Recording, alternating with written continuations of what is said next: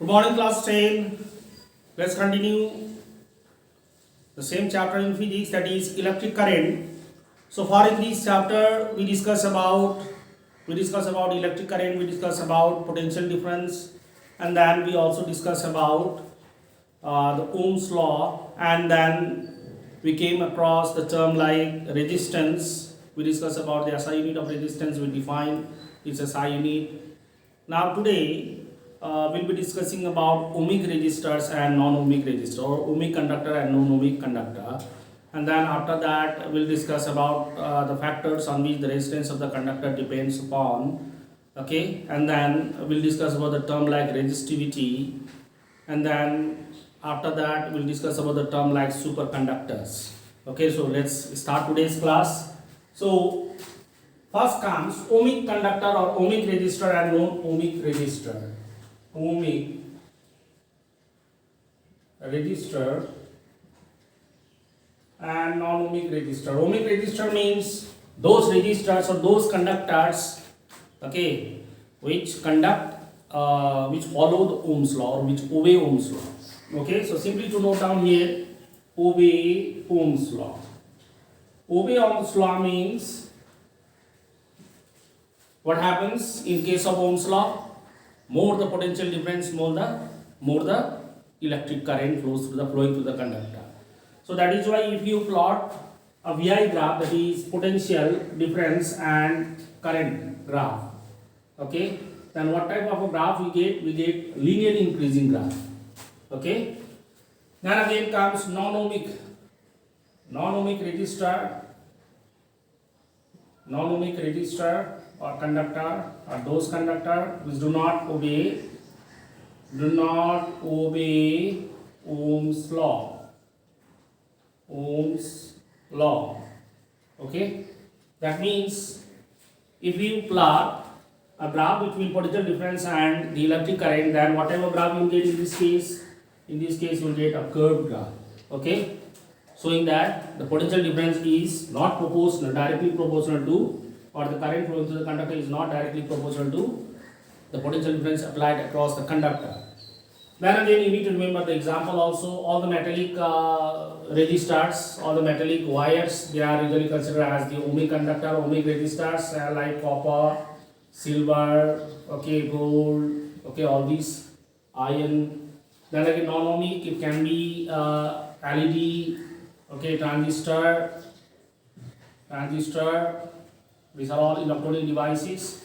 Okay, they do not follow Ohm's law. So just now we discussed about ohmic resistor and non-ohmic resistor. If you are asked about ohmic conductor, then you need to say that ohmic conductors are those conductors which obey Ohm's law, and non-ohmic conductors are those conductors which do not obey Ohm's law. So that way you need to define.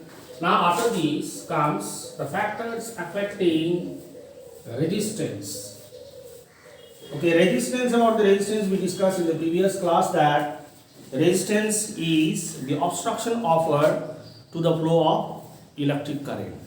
Okay, to the flow of electric current. Then again one more topic can be included here, that is causes of resistance. Why the flow of electric current through the conductor is obstructed. Now what happens is that if you consider a conductor, a part of conductor like this. Now inside this conductor there are many atoms, okay, present in it. Okay, many atoms present in it, and then again here we find many free electrons also, which are responsible for the conduction of electric current. Okay, now what happens is that when the potential difference is applied across them with the help of a cell, okay, then what happens is that all these electrons get directed in a particular direction. Okay, it starts moving. Okay, it starts moving towards the positive pole. Okay, towards the positive pole. Now as they move towards the positive pole, they may collide with each other. That is, electron may collide, or they may collide with the stationary positively charged ions. Okay, with the stationary positively charged ions, because of which what happens, the flow of charge is obstructed and offers resistance. Okay, so this is the main cause of resistance. So whenever asked, you can say that. Now the next comes factors affecting resistance. Factors affecting resistance. Affecting resistance. Now it has been found that this resistance, it is experimentally being found that number one, the resistance is directly proportional to the length of the conductor. Longer the length of the conductor, more will be the resistance offered by it. Okay, as we increase the length of the conductor, then what happens? The resistance also increases. Okay, so this is, let us suppose, as one. And number two is, it has been found that resistance is inversely proportional to area cross section. Okay, area cross section of the wire. Okay, area cross section. Now see, suppose this is a wire. Okay, the area cross section, a circular area cross section we get in this case. Okay, this is the area cross section. So more thicker the wire, less will be the resistance. Okay, more thicker the wire, less. So they are inversely proportional. So let us suppose it to be equation 2. Okay, now combining 1 and 2. Combining 1 and 2. Okay, what we get is R is directly proportional to L upon A. Okay, now remove the proportionality sign. As you remove the proportionality sign, then constant of proportionality comes, that is denoted by rho. This sign is called rho. Okay. Now here rho is what? Is the constant of proportionality. Constant of proportionality. Proportionality. Okay. Called resistivity of the conductor. It is called resistivity of conductor, and it has been found that it depends upon the nature of the material. That is, which depends on nature of material. Nature of material means the material is made by which particular element. Nature of material. Okay, if it is made by the gold and silver, then what will happen? The resistivity will be very less. Okay, if it is made up of iron and other material, then resistivity will be higher. So it depends upon the nature of the material. So from here what we understand is that